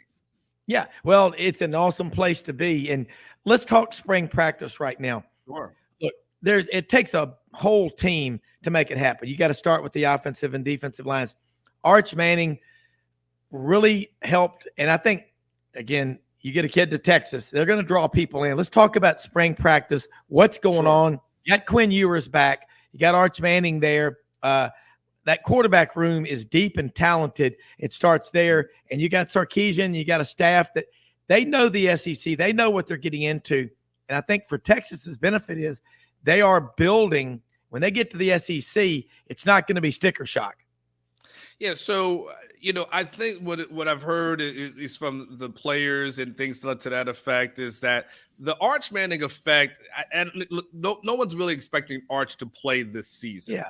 But what Arch has done is that he's been able to push Quinn Ewers, because you got to think to yourself, just about a year or so ago, Quinn Ewers was the big name coming into Texas. He was the 5-star guy. He was the guy that, things didn't work out at Ohio State, but he could be the savior of the program. Everyone had mullets, right? There was mullet mania that was going on, and he was kind of the toast of the town. And, he goes through the season. It starts off good. He gets injured against Alabama. You wonder what could have been. You go out and smoke Oklahoma 49-0. But then he has, some little troubles. The freshman thing kind of kicks in. And then all of a sudden you think to yourself, and you've been Quinn Ewers, there's never been a time in your life where anyone has had a bigger name than you. You've always been the guy within the nation. And all of a sudden Arch Manning comes in. And everyone starts talking about that guy and that guy. And I go on your show. I go to other shows. Everyone asks me about Arch Manning, and it's gotten back to Quinn. He's turned. And so what that has done is really help motivate Quinn this offseason, to know, like, all right, I may have this young guy that's nipping on my heels a little bit. And so what I've heard is that Quinn has been more dedicated, in the film room, more dedicated as far as being first there, last to leave, organizing the workouts. And they've said that he's basically looked like a more improved quarterback. He's looked better than he ever has before. Even someone was telling me this last week that he's looked best. He's best ever. No real turnovers in the scrimmages. So that everyone feels really good about him and where his progression is. Having a guy like Arch on your heels, it helps, brings some competitive nature into that room. There's also another kid that's there, and he always gets overshadowed, but his name is Malik Murphy. And he was an elite prospect out of California. He's on the roster as well. He didn't get to play much last year just because he had a foot injury, but he's kind of in the mix, but he's kind of in that sandwich. I call him kind of the middle child. You've got the oldest kid that got all the attention, and the youngest one gets a lot of it at that point. And that middle child in there is kind of like always stuck. Like, where do you do? Like, how, it's kind of overlooked, but they have Malik Murphy that's there. So they have that. And so it starts with the quarterbacks. And then they've got some guys that, could really help this offense be explosive. You know, they've got an A.D. Mitchell who came from the University of Georgia, who would have been a starter, you know, this upcoming year. He had some injuries last year, but when he came back when he came back towards the end of last season, was very productive for them. He'll be a starter on this team. You combine him with an Xavier Worthy, and now all of a sudden you've got yourself a kind of a good 1-2 combination. They've got a great tight end, a former 5-star by the name of Jatavian Sanders, was very, very productive for them. He'll be going into his junior year. You know, I just gave you 3 guys right there. Jatavian's a future draft pick, by the way, and all 3 of these guys that I just mentioned are future draft picks. Yeah. So from an offense, we already talked about the offensive line being better. They've got some weapons as far as the receiving. Then they still got some other guys like Jordan Whittington, who's coming back for, you know, another senior year. And then really at that point, the question mark really becomes the running back position. But at least from the skill position and the quarterback position, those rooms seem to be improved. Yeah, and I mean, it's a fact. You put a bunch of, you know, if you got an alpha male quarterback who's unchallenged by a bunch of betas, then you put him in there with a bunch of alphas. It's gonna change things. And I like what you said about Quinn Ewers. He has always been the man, you know, all of his life. Now you got Arch Manning in there, and honestly, he's been getting, you know, more talk than Quinn Ewers. And if I'm Quinn Ewers, I'm going, I'm getting up 15, 20 minutes early every day. Well, you got to imagine this, Rob. If on Saturday when Texas has their spring game, Quinn Ewers could throw 3 touchdowns. If Arch Manning throws 1 perfect bomb, that's what's going to be on SportsCenter. That's right. That's what people are going to talk about. And so, if you're Quinn, just from a pride standpoint, you say to yourself, "Oh, wait a second, hold on now, wait, I was the man, and everyone's talking about this other guy. Hold on, let me reassert myself. Y'all must have forgot, like Roy Jones Jr. Let me just go ahead and let everyone know who I am." Hey, you get the chance to interact with these players. You've been around Quinn Ewers, probably from high school, followed him. Sure. What's he like? Because what I hate is in today's world, we're limited, but I'm starting to see, at least at Auburn with Hugh Freeze, much more access to assistant coaches.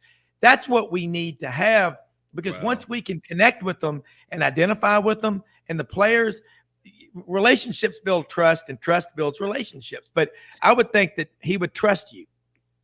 Yeah, I mean, well, first of all, when it comes to coaches, I don't think there's any more paranoid group of coaches than football coaches. I mean, I've been on. It's funny. You can baseball, like if you cover baseball, a media member could be in the dugout before a game. Go to be in batting practice, so on and so forth. No one has a problem. Basketball, you could be at shoot arounds, before games happen. Like you go to morning shoot around, you go and be a game up in about an hour and a half. Same thing goes for hockey. Football is the only sport where people are like, you get 10 mintes of practice, if that. And you could never speak to our assistants. And I've always thought to myself, if I can't speak to your assistant and your assistant can't tote the company line, and he can't, you think he's worried about going off the reservation or whatever the case may be, you've hired the wrong guy. And how can you trust that guy? You can't trust that guy, but you trust an 18, 19-year-old to speak? Like, you guys don't make any sense. It's a little weird to me. As it relates to Quinn, though, Quinn's more of a quieter, I think, guy. I think he's just by nature, he's a very competitive. He played basketball on actually elite teams for most of his life. And so he's a very athletic young man, but I think he was a little bit more quieter. I think he's a little bit more reserved just because he's always had people coming at him. And he was quiet last year. But what I'm hearing now is he's becoming a little bit more vocal around the team, becoming a little bit more of a leader. A lot of times when young guys come in, is even if they're a young quarterback, they just don't, what are they going to say to an older veteran? Like, they don't know what to say. I think now he's able to assert himself. I think now he feels a little bit more comfortable. But everyone always describes him as, I haven't heard bad stories, about him. He's a young man in Austin living his best life, but nothing crazy. Just a good young man that I hear nothing but positives about. Yeah, and I like that description. I mean, multi-sport athlete. And that with offensive linemen, Think about some of the basketball players that Akeem Olajuwon, Patrick Ewing. You know what their favorite sport was? Soccer. Soccer. Yeah. Yeah. I mean, think guys play soccer like that. And that's interesting about Quinn Ewers, that he's quiet. I would have thought he would have been more vocal, but now he's becoming, and you're right too. If Arch has some success Saturday, and he should play a lot. But the Mannings, and I mean, what we know of them, I would think he'll be like, yeah, but I got a long way to go. He'll say the right things and all. And you're right about football coaches being paranoid. I mean, I can remember when you did go to practice, and you know, and that goes a long way toward the way the media treats them. Like Buddy Martin from GatorbaitMedia.com said on the show Saturday, if you're looking for friends, you ain't going to find them in the media if you're a head football coach in today's world, because if you're not given any access to the writers who are out there, and you cover Texas every day. I mean, you don't, you know, you have days off, but if something happens with Texas, you got to be on it. And they ought to be grateful that they have people like you that are putting the word out. What's funny, we don't always wonder. I always thought it was funny, like injuries, but they always act like coy with injuries. And I always thought to myself, they don't want to tell you that a running back may or may not be hurt. And like, do they really expect, like on Saturday, if that running back who they were acting coy about, wouldn't want to tell you about, he shows up on Saturday, like the other team's gonna be like, oh damn, now what do we do? Load up the bus. Let's go home. We didn't come up with a different plan. We didn't plan for anything. I can't believe he's out. I was hearing on Rob's show on Wednesday that he had a reporter on and said he probably wasn't going to play. Now all of a sudden he's out there. Now what are we going to do, guys? We're screwed. I mean, come on, like don't overthink it. It's not that difficult. But there was a world back then. I'm older. I told you, I'm older. There was a world where reporters back in the day, like one of the guys who was one of my early mentors is a guy by the name of Tom McEwen, if you guys want to take it back, but he was a Tampa Tribune kind of established writer. I mean, he's kind of was everything Tampa related. Back then they used to ride on the planes with the teams. He would ride on the plane. That used to be the relate. You can go back and you remember back they showed like the old baseball clips where the riders would be on the trains, with everyone. That just used to be that thing. Now it's just a little bit more separate, and everyone just has to adjust to the new world. Yeah, and they had the Skyriders tour in the SEC. You can go back and look at that when they would get on a DC-9, DC-10, and there's some scary stories about them barely making the landings at some places, and it was Mardi Gras in the air with a bunch of riders. But I love it. Listen, Anwar, we got to get you back on here much more often, because I love the way you have a different insight into this. You make it fun, but I like your intellectual honesty, and I appreciate because that's why I'm glad I asked you about Quinn Ewers, because personally, when I saw him go to Ohio State, leaving Texas, I'm like, I know no kids leave. I get that. Yeah. But he came back to Texas. I think he realized that no matter what happens, if I go to Texas or whatever, if I go to Texas, no matter what happens, and I do it right and I graduate, I've got a lot of opportunities. I may not necessarily get those in Ohio that I would in Texas, but let people know how they can keep up with you and follow you and all your great work. And again, I'm going to tell you how much we appreciate you taking time to be with us. We really enjoy it. Well, as relates to Quinn Ewers, there's a saying that I always live by, which never go where you're tolerated, go where you're celebrated. And so sometimes in life, you go to places. I love it. So some places people tolerate you. Never go where you're tolerated. Go where you're celebrated. He was tolerated at Ohio State. He was celebrated at Texas. It ends up being home for him. You guys can easily follow me at Anwar Richardson. I made it real simple. ANWAR Richardson. That's how you guys can follow me on Twitter. Texas is coming to the SEC.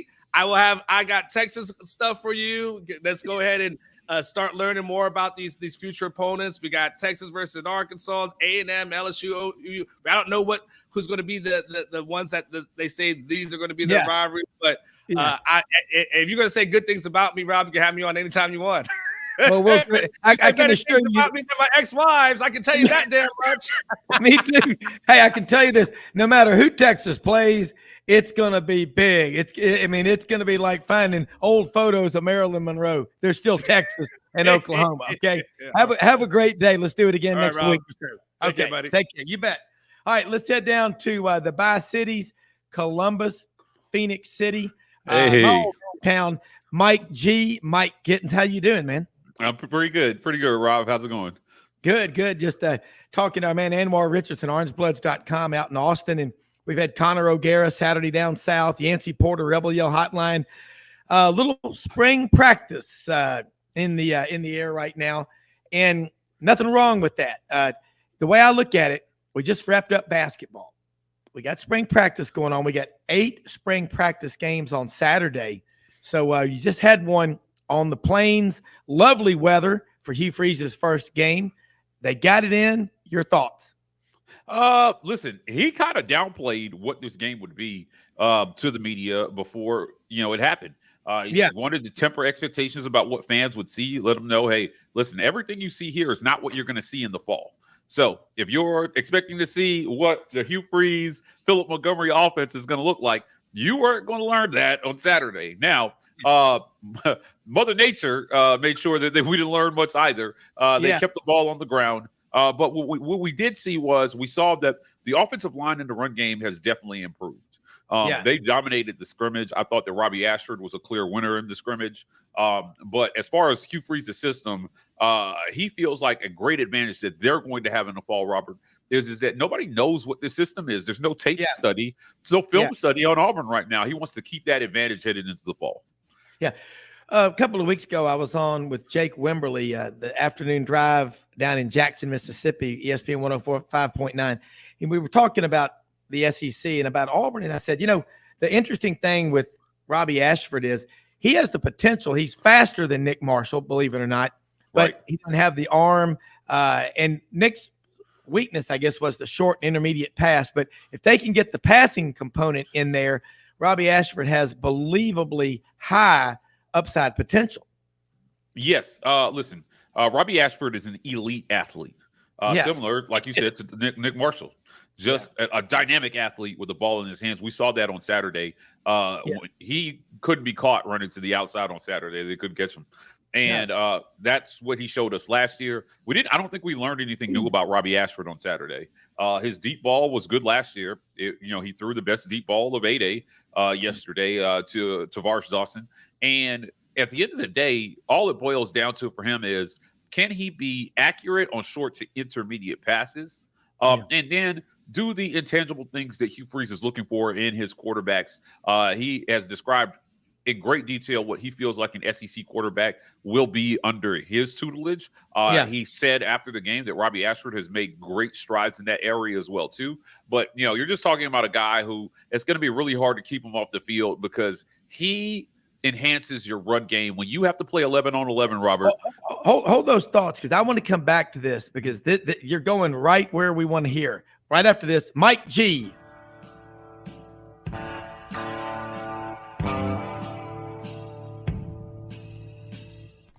Red River Ford and Toyota, located in Wynne, Arkansas.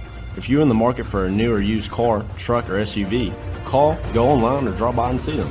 Located 45 minutes from Memphis, go off the 4-City exit on I-40 and go north about 15 minutes on Highway 1. Easy to work with and still believe in customer service. If you live out of town, they will deliver your vehicle to you. RedRiverFordToyota.com. Just see what they can do. Strengthen your seed zone this spring with quality tillage equipment from House Industries. Located in Cherry Valley, Arkansas, House Industries specializes in manufacturing superior equipment that will minimize your downtime and keep you working in the field. To ensure the highest quality control, all design, fabrication, and testing takes place in a 99,000 square foot manufacturing facility located right here in the heart of the Delta.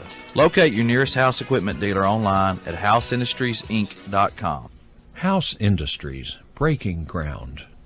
Sidelines with Rob Browne. Talk sporty to me.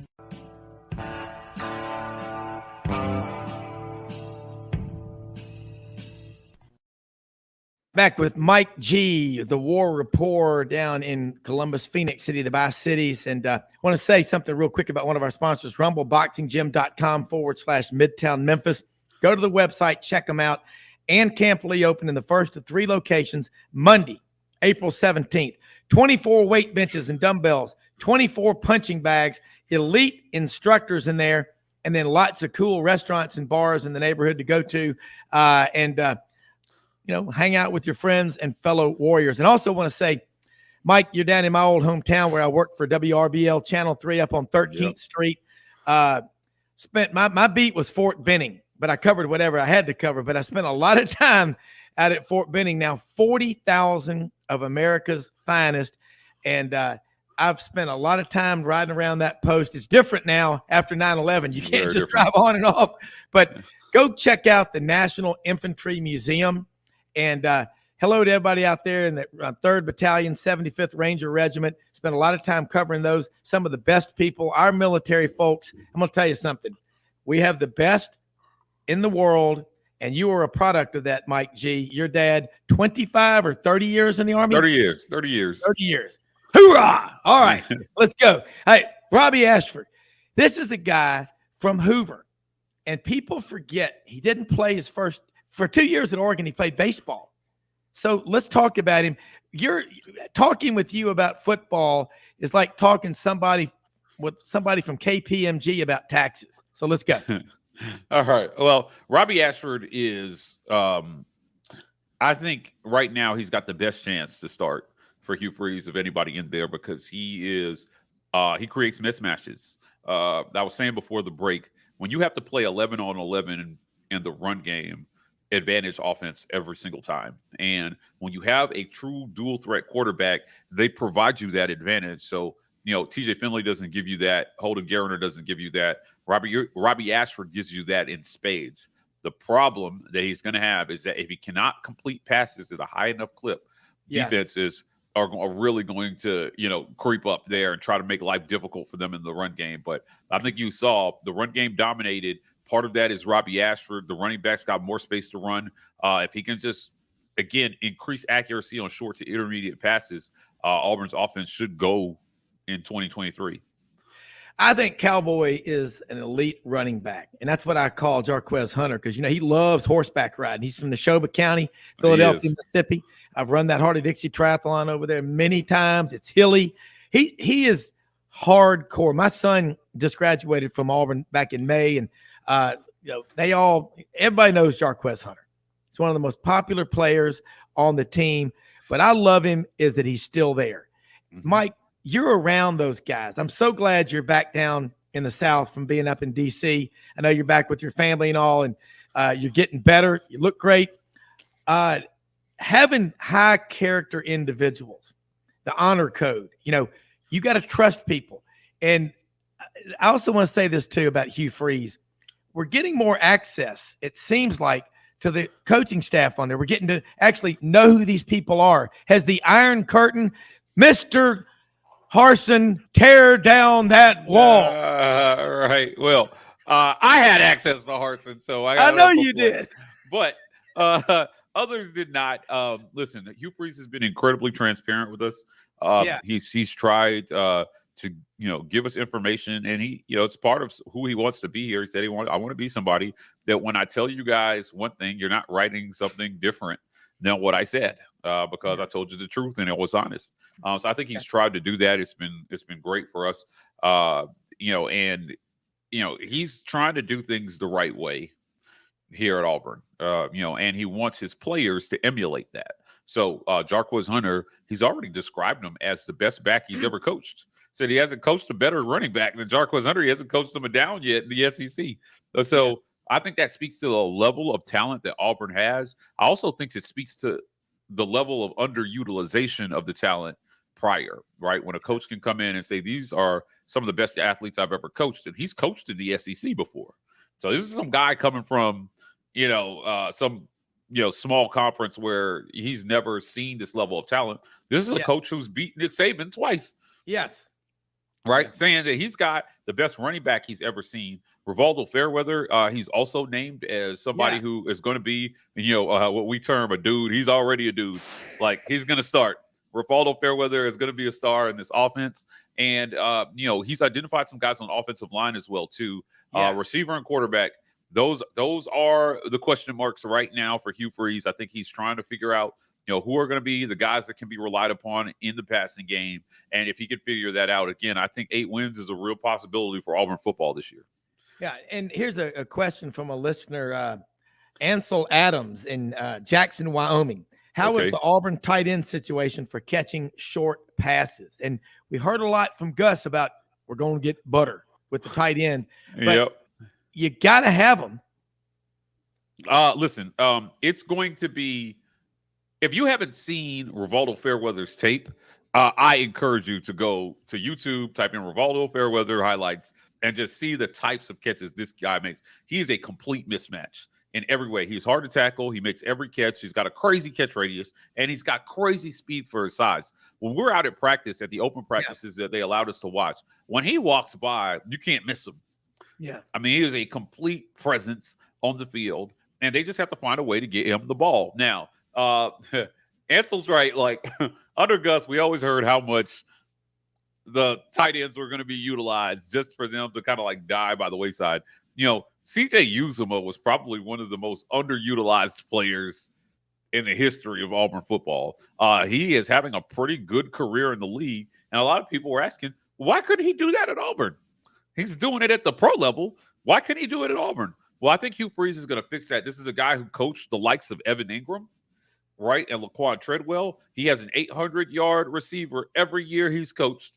Hugh Freeze has had one guy reach 800 yards receiving.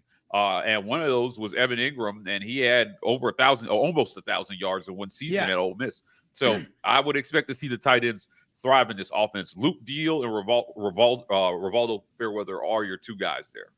Yeah, and you think about Evan Ingram was 6'3", 225, 228, hybrid kind of guy. And Rivaldo Fairweather, you're right. This guy walks in the room and the temperature goes up about 8 degrees. He's just a stud. Yeah. Listen, they hit a home run. They hit a home run with him. And, most importantly, Rob, he's one of Hugh's guys. For the most part, Hugh is having to coach a lot of guys he inherited, but there are a few players that he brought in, and Rivaldo is one of them. So I would expect this coach to play his guys definitely. I think you're going to see him have a big role in this offense.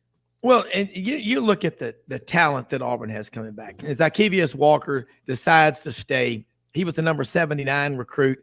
And then you got to think about Keldrick Falk. He was right up there. He got bumped up to a 5-star out of Highland Home, Alabama. And you look at the last few years in recruiting, Mike, the number of last year, there were 22 4-stars in Alabama, 7 5-stars. It was a generationally exceptional year. Yeah. But Auburn only got 3 of those guys. Now all these kids, like the linebacker over in, Clanton, Chilton County, the peach capital of Alabama. Hey, he's committed to Georgia, but he's shown some interest in Auburn. Can Auburn make up that much ground versus the relationships that they've had with other coaches? Because usually the first offer, people never forget. Yeah, listen, part of Auburn's recruiting resurgence under Hugh Freeze is NIL. Now, I think the boosters were over Brian Harsin. They weren't going to pour any money into this program while he was still the coach, which is unfortunate, but it is what it is. Now Hugh Freeze is the coach. He is understanding the politics of the job better, I think, than his predecessor. Oh, yeah. And that's going to mean more dollars because, love it or hate it, NIL is part of this deal now for kids, right? Look at what's happening at Auburn now. You get a generational talent like Suni Lee to come to Auburn primarily because of NIL. She doesn't have to forego a bunch of money as an Olympic gold medalist to compete at the college level. Now, she came back another year. Now, she's going pro because she's getting ready for the Olympics now. But in every sport, we interviewed the women's tennis coach. We talked to Carnell Williams the other day on the On to Victory podcast. Yeah. NIL is a part of this, and Cadillac is a former player. I mean, I remember how broke he was in college. I was in school with him, man. Yeah, we were classmates.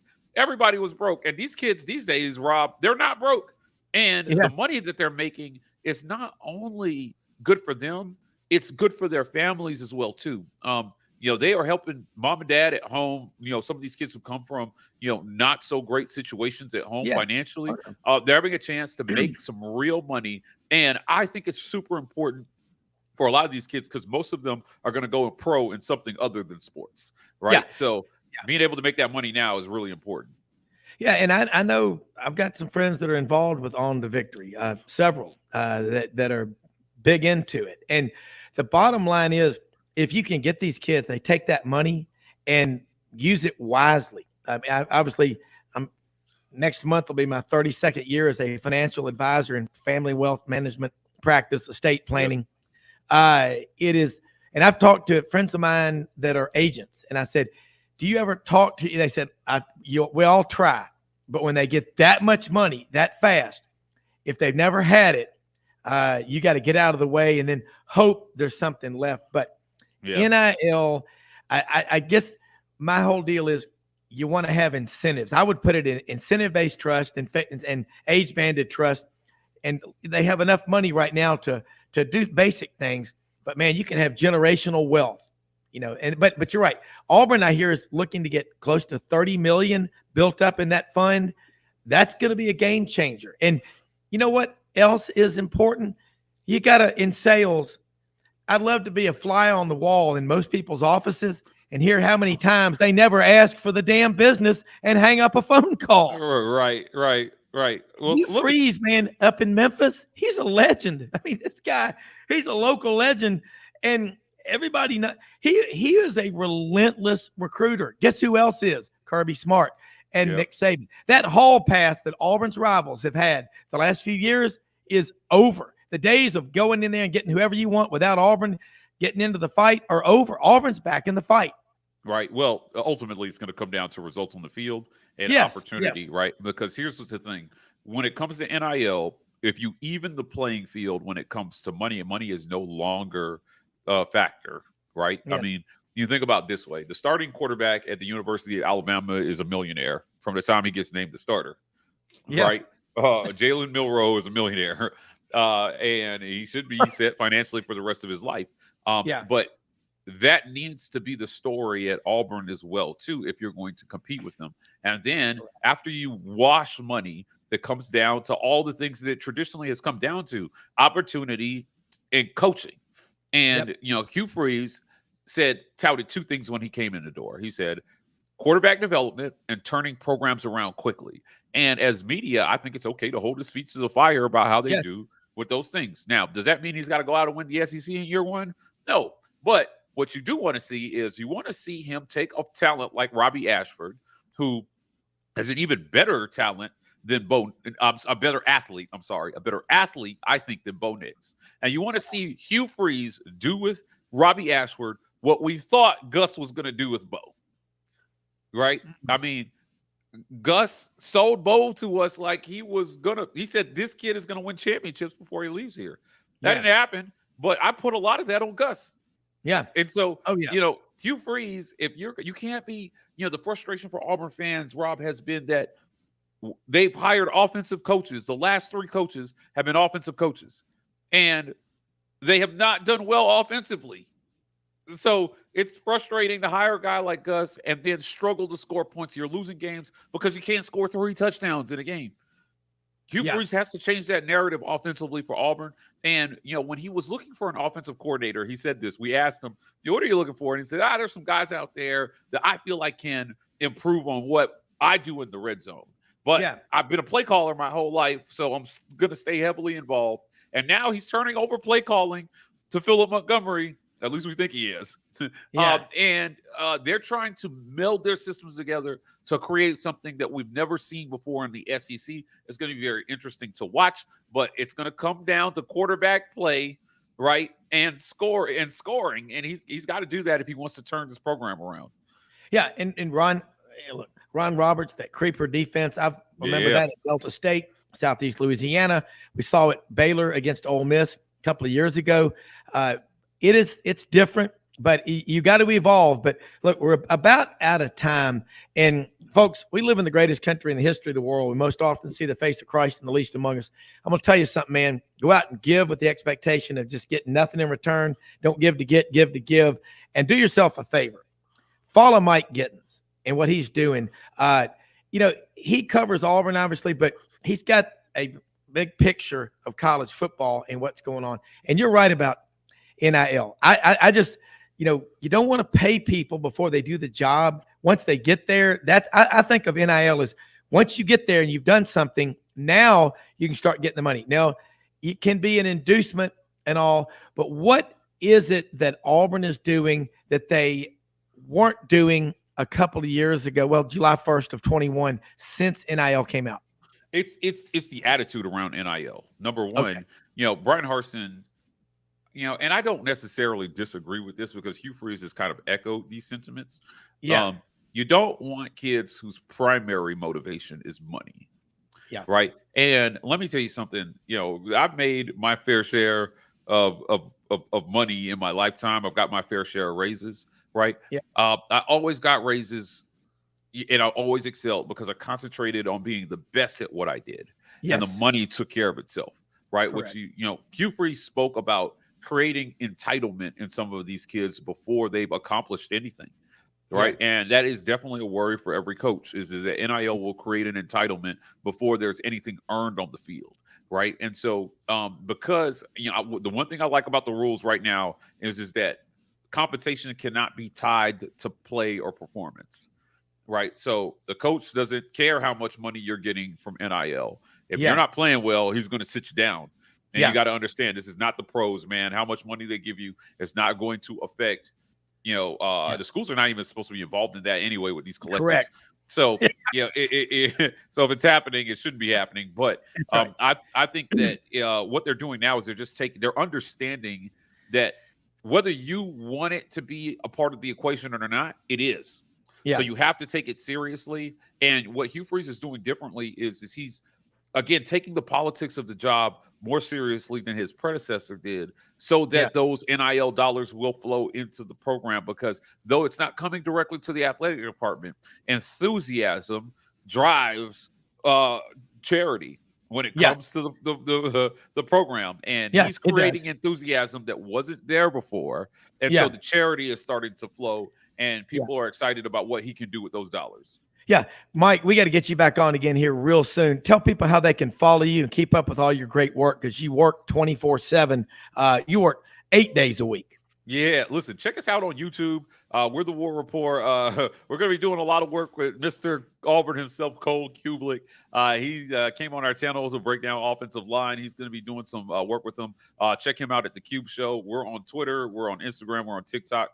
TW Report on TikTok, but check out all our work there. TheWarReport.com for our written work. We're posting articles and we're going to be expanding that to include advanced statistics and things of that nature in the future. So lots of things going on in the War Report. We're live covering all Auburn sports, not just Auburn football. You can catch me at a baseball game or two this spring. All right. Absolutely love it, man. Great stuff. Everybody, thanks so much for listening, for watching. We'll be back tomorrow. Until then, have a great day. We are out of here.